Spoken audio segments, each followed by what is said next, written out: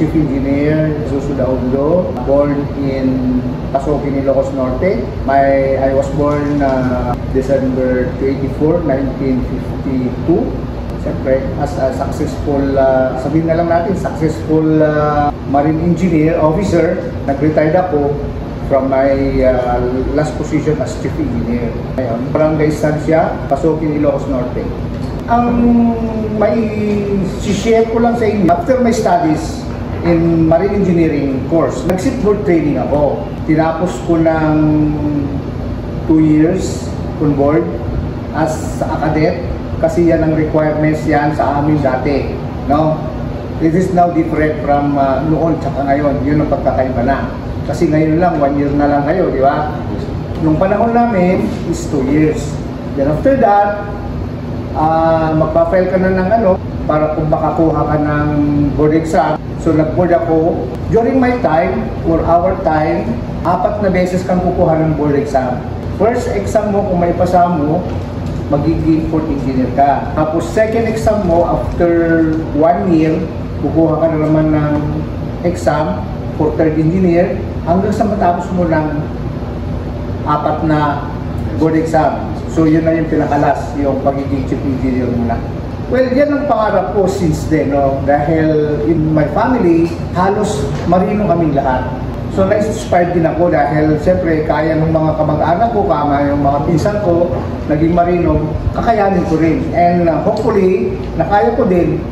Nakaya ko rin yung profession na yan. Papasalamat ako sa Panginoon dahil after my retirement sa pagiging marino, nag-apply ako dito sa ating institusyon dito sa Northwestern at tinanggap din ako dito as instructor. 7 years na ako ngayon nagtuturo. I'm glad sa inabot ko lang ganun katagal. This is a noble profession kung tutusin dahil na-share ko yung aking knowledge sa inyo as my student. Kahit naman hindi ko maibigay buong buo or 100% yung knowledge ko, at least na-impart ko yung aking profession din para din mamahalan nyo din balang araw. Yeah. Kung may babalik pa ba natin yung nakaraan, ayun at yun pa rin, hindi pa rin ako nagbabago ng pangarap. Kasi nga, naging pangarap ko ng maging marino. Unang-una kasi, ang marino nung panahon namin ay mura pa, matrikula, tuition, Yung pagiging marino nung araw, yun ang pinakamura na course. Kasi maraming marino nung araw, kasi nga, pagka mahirap ka, talagang wala kang choice, kumbaga. Yun talaga yung, yung number 1 na i-enroll mo, kumbaga, ang mahirap na course yun. Dahil mura nung araw yun ang matrikula, tsaka madali.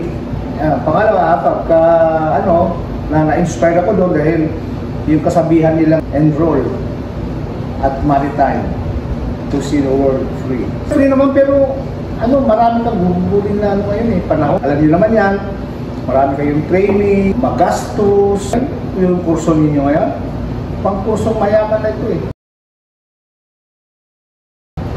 yung nakikita ko nag-i-improve, nagle-level up ang marino. Kasi nung i-compare mo nung panahon namin, mahirap talaga ang marino din noon pagka nasa barko ka na kasi nandiyan pa yung puro mga manual. Ngayon, automatic na. Kasi nga technology, nag-i-improve ang technology. Kagamitan sa barko, puro na mga nakabago na. I-compare mo nung panahon namin. Mahirap noon. Halimbawa na lang, kay marine engineering ka rin, Nung panahon namin yan, mano-mano lahat yan, dipukpok lahat. Unlike today na yung pneumatic, hydraulic, mga ganon. Noong panahon namin wala yan.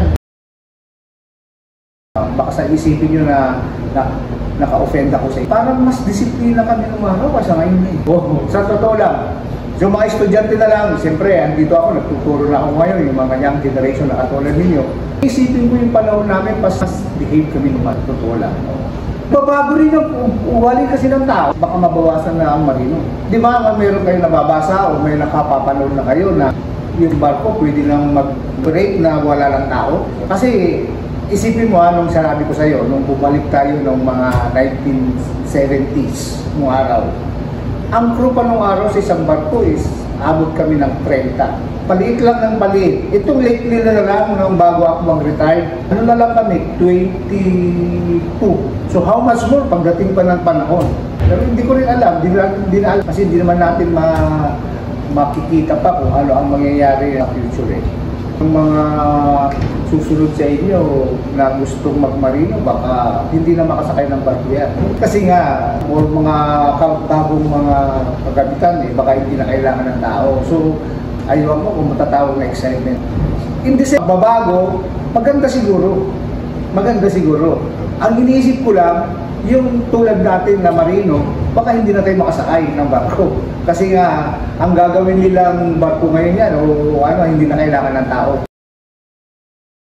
Siguro naman, meron naman anibagong innovation, hanap buhay na kikita rin kayo ng malaki-laki sweldo. Seaman ka kasi parang mas malaki lang ang sweldo natin compare sa ibang profesyon. Ngayon, concern ko ngayon, baka pagdating ng panahon, ang barko ay hindi na kailangan ng tao, wala nang pag-asa yung mga next generation na sasakay ng barko. So, pero hopefully, na mayroon namang panibagong trabaho siguro na the same din ang kikitain ng marino ngayon.